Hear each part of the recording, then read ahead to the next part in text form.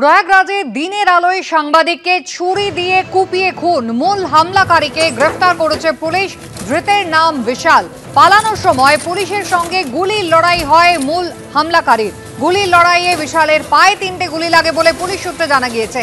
সাংবাদিক এনএল সিংহকে খুনের ঘটনায় আরেক অভিযুক্তের খোঁজে তল্লাশি চলছে। এনএল সিংহের সঙ্গে কোনো বিষয় বচসা হয় অভিযুক্তদের, আর তারপরে খলদাবাদ থেকে ছুরি কিনে আনে বিশাল। সাকরেতদের নিয়ে ওই সাংবাদিকের ওপরে বিশাল হামলা চালায়, কুপিয়ে খুন করা হয় এনএল সিংহকে, জানিয়েছেন প্রয়াগরাজের অতিরিক্ত পুলিশ কমিশনার অজয় পাল শর্মা। কি কারণে দুপক্ষের মধ্যে বচসা খতিয়ে দেখছে পুলিশ।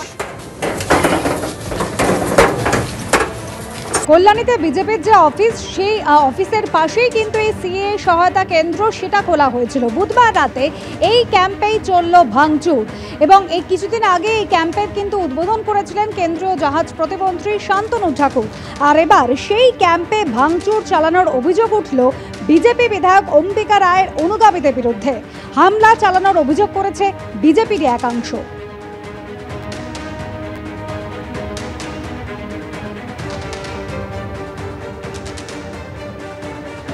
সংস্থার সাথে যারা পার্টিটা করে তারা আক্রান্ত করেছেন যারা, তারাও শুনেছি বিজেপি করে। বিভিন্ন সময় এখানকার যিনি জনপ্রতিনিধি আছে তার বিরুদ্ধে বিভিন্ন অভিযোগ যাচ্ছে। উনি এই এলাকার মাটি এখনো চিনতে পারলেন না, এটা দুর্ভাগ্য। এই এলাকার বিধায়ক আমাদের যিনি জনপ্রতিনিধি হয়েছে, যদি এটা চিনতে পারতেন এই ঘটনা বারবার ঘটতো না। বিজেপি বিধায়ক কিন্তু দাবি করছেন যে তার কোনো অনুগামী কিন্তু এই গন্ডগোলের সঙ্গে জড়িত ছিল না। উল্টে তিনি এই প্রশ্ন করছেন যে গভীর রাতে ওই সিএ সহায়তা ক্যাম্পে সেখানে হচ্ছিলটা কি। আমার অনুগামী কেন হবে? রাত্রি 11:30-12টার সময় সিএর অফিসে কোনো সিএর কাজ হয় বলে আমার তো জানা নেই। এবং তারা ওইখানে কি করছিল?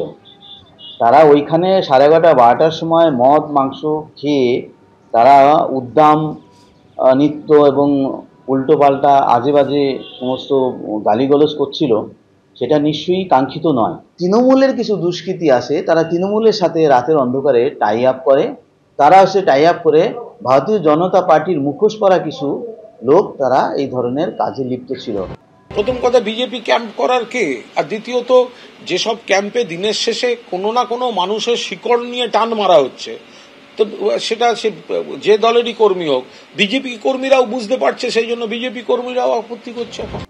উৎসবের মধ্যেও এরাজ্যে নারী সুরক্ষা প্রশ্নের মুখে পড়ল বারবার। এসএসকেএম হাসপাতালে যেখানে মাত্র 15 বছরের এক নাবালিকাকে যৌন হেনস্থা করা হয়েছে বলে মারাত্মক অভিযোগ উঠেছে। গত বুধবার এসএসকেএম হাসপাতালের ওপিডিতে ডাক্তার দেখাতে এসেছিল নাবালিকা। ট্রমা কেয়ারের শৌচাগারেই তাকে যৌন হেনস্থা করা হয় বলে অভিযোগ। এরপর ধাপা এলাকা থেকে অভিযুক্ত অমিত মল্লিককে গ্রেফতার করে ভবানীপুর থানার পুলিশ। পুলিশ সূত্রে খবর, অভিযুক্ত অমিত মল্লিক এনআরএস হাসপাতালে নিরাপত্তা রক্ষী হিসেবে কর্মরত। আগে শম্ভুনাথ পণ্ডিত হাসপাতালে সে অস্থায়ী কর্মী হিসেবে কাজ করত।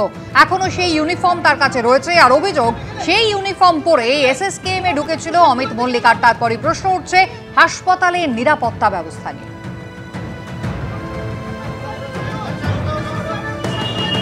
পশ্চিমবঙ্গে আমাদের যত রেপিস্ট আছেন, যত ক্রাইম মোমেন্ট, তার সেই সব ক্রিমিনালদের কিন্তু সাজার হার 100 জনে 3 জন, 97 জন ঘুরে বেড়ায়, তাদের শাস্তি হয় না।